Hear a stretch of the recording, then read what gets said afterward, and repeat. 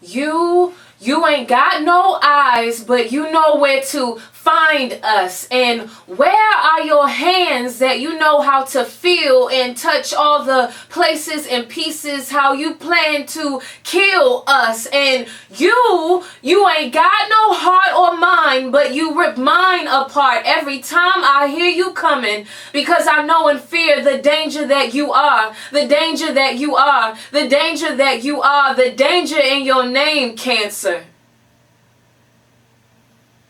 It pains me to say it over again and again, Cancer. You got me living hard down here on my knees, Cancer. That's how much you move me, Cancer. The positioning of my body does matter in this matter of fact, while these emotions that I want to express leaves dark tracks of pigmentation, and now I am hurting badly from the reality of you. For it is the history of your work that gives me even the more reason to fear on this earth. I have cried many tears over your lack of mercy, because even as you have spared some, by the time your torture is done, they've wished they were dead. Did you hear what I said, dear Cancer? Do you recollect why my magnitude of fear has shown such greatness and power? Why my magnitude of anger is just as malignant as you are in ours? Oh, just try to remember when you first declared war upon my family. Tell me, did you ever feel the strain of my plea? I worried of your resistance, of when you would refuse to release. I battled against you until the day that I told my aunt, rest in peace. Embedded in my chest, these words are sorrowed and harbored deep. My crying ran like the waters of the Congo that touched the depths of my feet. But yet and still,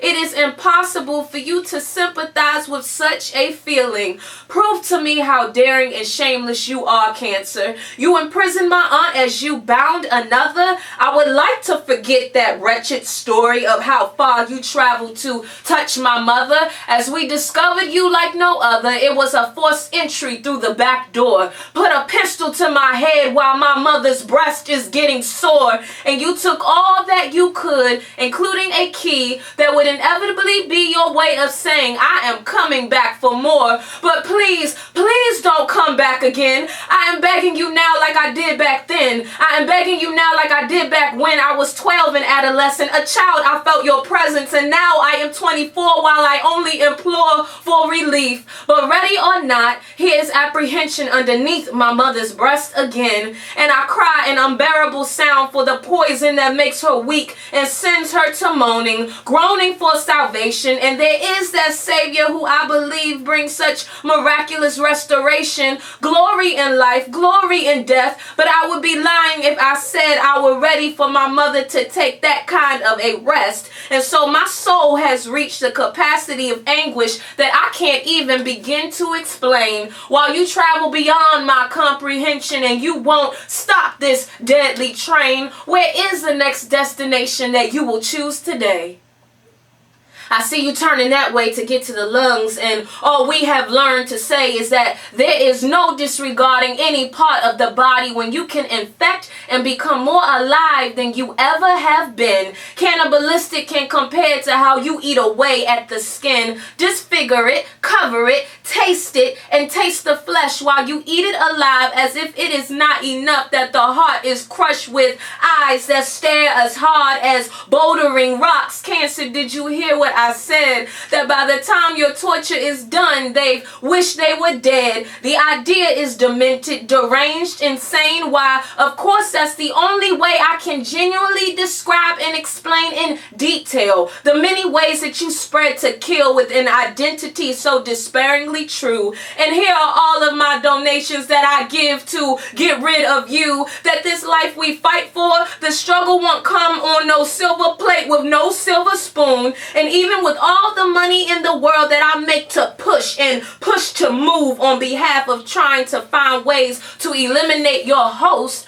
most of all, there seems to be more deaths than I like to count. Pay to live, pay to die, pay to fight, and as we all strive to plot against you, am I truly afraid to say that the thought of your ability to destroy is more powerful than all the money that I have to give, and I run my heart out in races for the lives of those fighting to live, donations and races which symbolizes the war of your existence, and understand the strength in my hand as I hold up those colored ribbons that identifies your complexity. Pink, gray, purple, blue, breast, brain, pancreatic, prostate are a few that you choose to conquer amongst this human race, and you seek to brand from head to feet no matter our revered place. And this is not with haste or with no fast defeat, but your idea is to make it long and steady. Though my eyes and my cries are not hardly ready to see and to feel the stronghold against women and men. So what must I do when I see the evidence of how you sought after and suffered the innocent heart of a little boy and girl? What will you take from them before they embark on a world that offers more hope and life than your purpose alone?